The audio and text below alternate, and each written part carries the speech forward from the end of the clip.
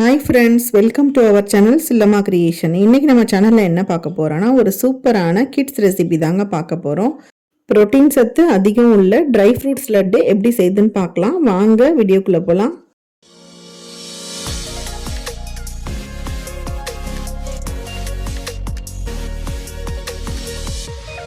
இந்த லட்டு செய்யறதுக்கு முந்திரி 50 கிராம், டேட்ஸ் ஒரு 100 கிராம் எடுத்திருக்கேன், பாதாம் ஒரு 100 கிராம், வறுத்த வேர்க்கடலை ஒரு 100 gram, sunflower seeds 50 gram, pumpkin seeds 50 gram.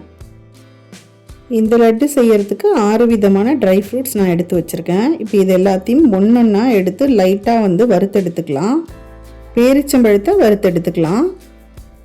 இந்த மாதிரி லைட்டாக வார்ம் பண்ணால் போதும். அடுத்து பாதாம் வறுத்தெடுத்துக்கலாம். இந்த மாதிரி லைட் கோல்டன் ப்ரௌன் ஆனோன்னு எடுத்து ஒரு பக்கமாக வச்சிடலாம். அடுத்து வறுத்த வேர்க்கடலை, இதை நான் தோலோடு சேர்த்துட்றேன்.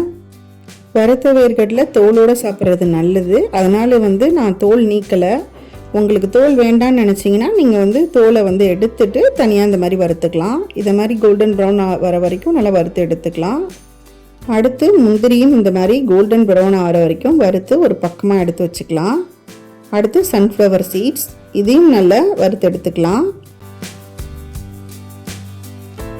பம்கின் சீட்ஸையும் இந்த மாதிரி கோல்டன் ப்ரௌன் வர வரைக்கும் வறுத்து எடுத்துக்கலாம். இது எல்லாத்தையும் ஒன்று ஒன்றா வறுத்து நல்லா ஃபேனில் ஆற வச்சுக்கலாம். இப்போ எல்லாத்தையுமே இதை வறுத்தாச்சு. நான் நல்லா இதை ஒரு 10 நிமிஷத்துக்கு மேலே நல்லா ஆற வச்சு எடுத்து வச்சுருக்கேன். சூடோடு நம்ம இதை அரைக்கக்கூடாது, சூடு ஆறுனதுக்கப்புறம் நம்ம அரைச்சிக்கலாம். இப்போது டேட்ஸில் உள்ள சீட்ஸ் எல்லாத்தையும் நம்ம தனியாக எடுத்துடலாம். டேட்ஸில் உள்ள சீடு எல்லாத்தையுமே நம்ம ரிமூவ் பண்ணியாச்சு. இப்போ சீட்ஸ் எல்லாம் பார்த்தீங்கன்னா நல்லா ஆறி வந்திருக்கு. இப்போ இந்த ஸ்டேஜில் நம்ம எல்லாத்தையும் மிக்ஸி ஜாரில் சேர்த்துக்கலாம். இந்த சீடு எல்லாத்தையும் பார்த்தீங்கன்னா ரொம்ப நல்லா பவுடர் ஃபார்மில் அரைக்காமல் கொஞ்சம் லைட்டான கொரகொரப்போடு அரைச்சிக்கிட்டால் சாப்பிடும்போது கொஞ்சம் க்ரன்ச்சியாக இருக்கும், நல்லாயிருக்கும். இப்போது இதை மிக்ஸி ஜார்லேருந்து பிளேட்டில் மாற்றிக்கலாம். டேட்ஸை தனியாக அரைச்சி எடுத்துக்கலாம். 3 ஏலக்காய் சேர்த்துருக்கேன், இதை நல்லா தட்டி எடுத்துக்கலாம்.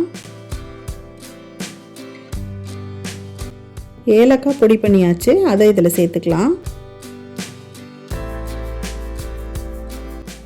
1 டேபிள் ஸ்பூன் அளவு நெய் சேர்த்துக்கலாம். அரைச்ச எல்லாத்தையும் இந்த மாதிரி நல்லா மிக்ஸ் பண்ணி எடுத்துக்கலாம். இந்த சீடு பவுடர் பண்ணது, அப்புறம் இந்த டேட்ஸ் நல்லா பேஸ்ட் ஃபார்மில் இருக்குது. இது எல்லாத்தையும் பார்த்திங்கன்னா நல்லா ஒன்றா கலந்து விட்டுக்கணும்.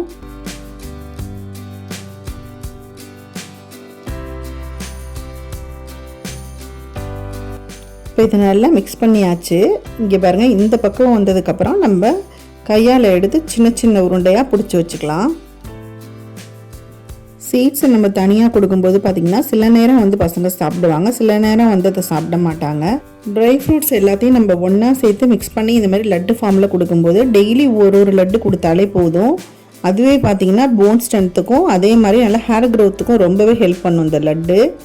சின்ன பசங்க மட்டும் இல்லாமல் பெரியவங்களுமே இதை டெய்லி ஒன்று சாப்பிட்லாம். இந்த ஹெல்த்தியான லட்டு உங்களுக்கு பிடிச்சிருக்குன்னு நினைக்கிறேன். கண்டிப்பாக வீட்டில் ட்ரை பண்ணி பாருங்கள், உங்கள் கிட்ஸுக்கு செஞ்சு கொடுங்க. நான் வறுத்து இந்த நெய்யெலாம் போட்டு சேர்த்து செஞ்சதுனால பார்த்திங்கன்னா நல்லா 2 வீக்ஸ் வரைக்கும் இது கெடாமல் இருக்கும்.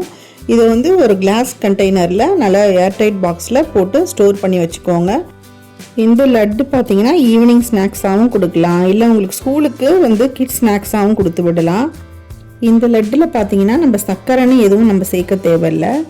ஏன்னா சில பசங்க பார்த்திங்கன்னா இனிப்பாக இருந்து தான் சாப்பிடுவாங்க, ஆனால் இது அந்த மாதிரி கிடையாது. இதில் நம்ம டேட்ஸ் சேர்க்கறதுனால அதில் இயற்கையான இனிப்பு இருக்கிறதுனால அதுவே போதுமானது. கண்டிப்பாக வீட்டில் ட்ரை பண்ணி பாருங்கள். இந்த ரெசிபி பிடிச்சிருந்ததுன்னா லைக் பண்ணுங்கள், ஷேர் பண்ணுங்கள், கமெண்ட் பண்ணுங்கள். சில்லம்மா கிரியேஷன் சேனலை சப்ஸ்கிரைப் பண்ண மறந்துடாதீங்க. தேங்க்ஸ் ஃபார் வாட்சிங்.